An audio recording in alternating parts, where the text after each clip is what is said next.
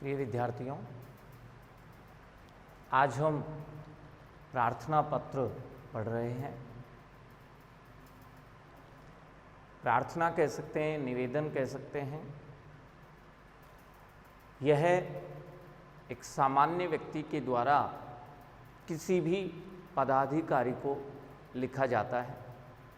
जब कोई सामान्य व्यक्ति किसी भी पदाधिकारी को कोई पत्र लिखता है तो फिर वह प्रार्थना पत्र कहलाता है। इसमें पत्र लिखने वाले कोई सामान्य व्यक्ति होते हैं। इसे हम सामान्य पत्र भी कह सकते हैं, क्योंकि एक सामान्य व्यक्ति द्वारा ये पत्र लिखा जाता है। माना किसी विद्यार्थी को अपने प्रधानाचार्य को पत्र लिखना है किसी भी विषय को लेकर, तो वह सामान्य पत्र कहलाएगा। हमें नगर निगम के अध्यक्ष को सफाई व्यवस्था के लिए लिखना है तो भी सामान्य पत्र या प्रार्थना पत्र ही होगा।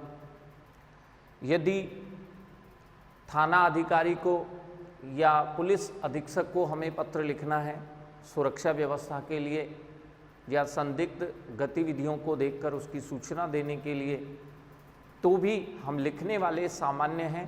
किसी भी पदाधिकारी को लिख रहे हैं तो फिर वह सामान्य पत्र या प्रार्थना पत्र ही कहलाता है। यदि हमारी मार्कशीट कहीं गुम हो गई है, माध्यमिक शिक्षा बोर्ड के अध्यक्ष को हमें कोई पत्र लिखना है, वह भी सामान्य पत्र या प्रार्थना पत्र ही होगा। यदि हमें विद्युत विभाग के अभियंता को अगर पावर सप्लाई में कोई परेशानी है उसके लिए सूचना देने के लिए लिखना है तो भी सामान्य पत्र ही होगा।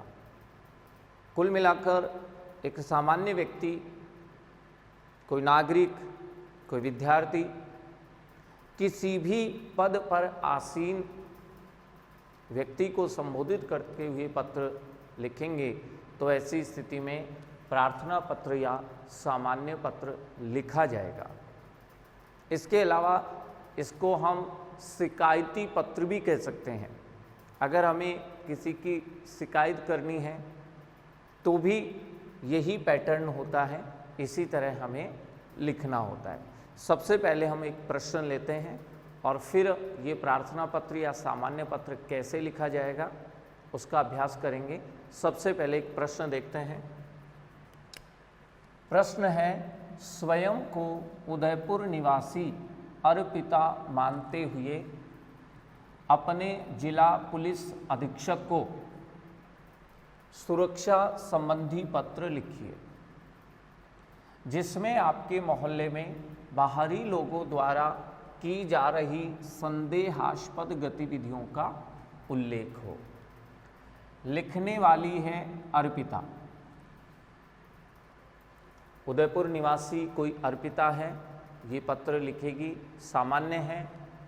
इसके पास अभी कोई पद इस प्रश्न के अनुसार नहीं है, तो इसके द्वारा, अर्पिता के द्वारा ये पत्र लिखा जा रहा है।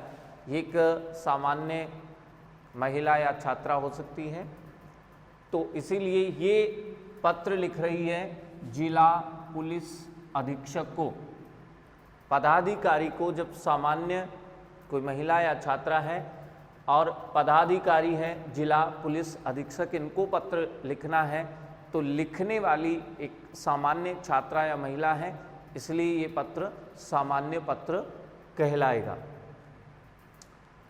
और इसमें विषय है सुरक्षा व्यवस्था के लिए, सुरक्षा के संबंध में कुछ बाहरी लोग, संदेहास्पद लोग नज़र आ रहे हैं मोहल्ले में, तो मोहल्ले की सुरक्षा के संबंध में पुलिस अधीक्षक को एक पत्र लिखा जाएगा। तो किस तरह से लिखेंगे देखिए। सबसे पहले सेवा में अल्प विराम लगाया जाएगा और उसके बाद उसके नीचे वाली पंक्ति में अल्प विराम से जस्ट आगे लिखना शुरू करेंगे। श्रीमान पुलिस अधीक्षक महोदय, जिनको हम पत्र लिख रहे हैं उनको संबोधन करेंगे श्रीमान पुलिस अधीक्षक महोदय। फिर से अल्प विराम लगाएंगे। और हम पहले से अच्छे से जानते हैं कि 3 पदों में 3 पंक्तियों में ये एड्रेस आता है। उसके बाद पुलिस अधीक्षक का हमें दूसरी पंक्ति में कार्यालय लिखना होता है, तो पद के नाम के हिसाब से हम कार्यालय लिख सकते हैं।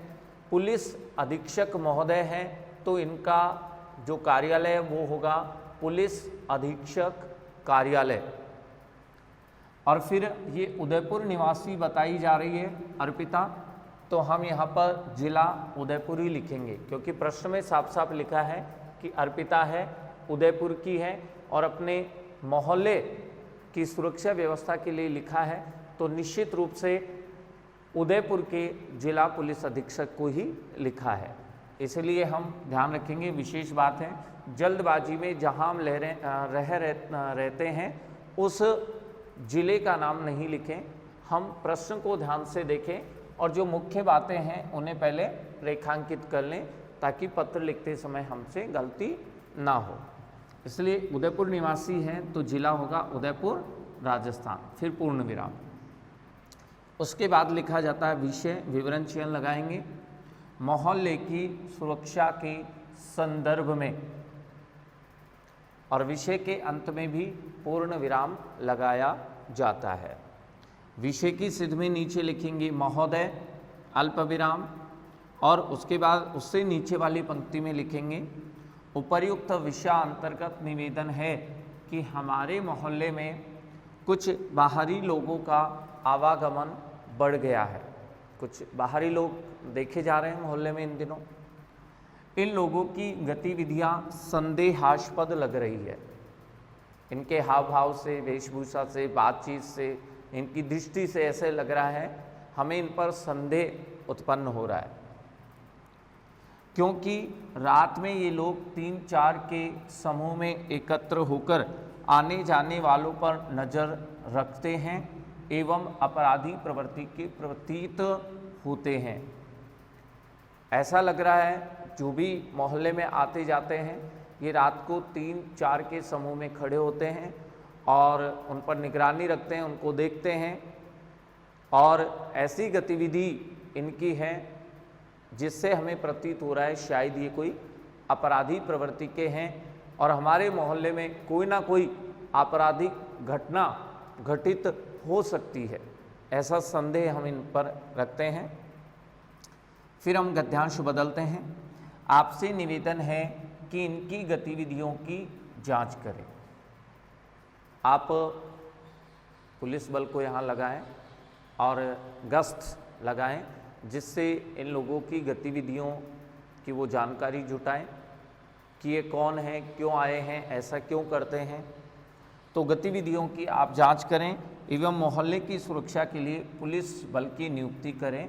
और आप यहाँ पर एक गश्त दल भी लगा दें जो दिन की अपेक्षा रात में भी 2 या 3 बार गश्त जरूर लगा के जाएं, जिससे ऐसी आपराधिक प्रवृत्ति वाले लोग यहाँ पर नहीं आए, कोई आपराधिक घटना यहाँ घटित नहीं हो सके। अगर रात को गश्त लगाई जाएगी तो निश्चित रूप से अपराधी जो लोग हैं उनमें भय रहेगा और वो मोहल्ले में ऐसी कोई आपराधिक घटना घटित नहीं कर पाएंगे। बिल्कुल बीच में लिखेंगे सह धन्यवाद और विस्मय आदि बोधक चयन। इसके बाद बाईं तरफ नीचे दिनांक लिखेंगे जिस दिन हम ये पत्र लिख रहे हैं, 31 जुलाई 2020, और दाहिनी तरफ लिखेंगे निवेदिका, क्योंकि प्रार्थना कर रहे हैं तो अगर पुल्लिंग है तब तो निवेदक लिखा जाएगा और स्त्रीलिंग है तो निवेदिका। ध्यान रखेंगे स्त्रीलिंग है इसलिए निवेदिका, अगर पुल्लिंग होता पत्र लिखने वाला तो फिर निवेदक लिखेंगे, विशेष ध्यान रखें। तो निवेदिका, उसका नाम लिख देंगे, ये अर्पिता है, उसका मोहल्ला लिख देंगे नया मोहल्ला, क्योंकि मोहल्ले की सुरक्षा व्यवस्था के संबंध में लिखा है तो ये हमने एक काल्पनिक मोहल्ला लिख दिया है, नया मोहल्ला। आप भी कोई मोहल्ला का नाम लिख सकते हैं, और ये उदयपुर जिले का नाम भी लिख देंगे। इस पैटर्न से, इस तरीके से, इस फॉर्मेट में हम प्रार्थना पत्र लिखेंगे। आप भी ऐसे ही कोई प्रश्न लेकर, सामान्य व्यक्ति किसी भी विषय को लेकर पदाधिकारी को पत्र लिख रहा है, वह विद्युत आपूर्ति के संबंध में विद्युत वितरण विभाग के अधीक्षक को लिख रहे हैं, या सफाई व्यवस्था के लिए नगर निगम के अध्यक्ष को लिख रहे हैं, या फिर अंक तालिका प्राप्ति के लिए माध्यमिक शिक्षा बोर्ड के अध्यक्ष को लिख रहे हैं, तो ऐसा कोई भी आप प्रश्न लेकर इस प्रार्थना पत्र को या सामान्य पत्र को लिखने का अभ्यास करें। Thank you.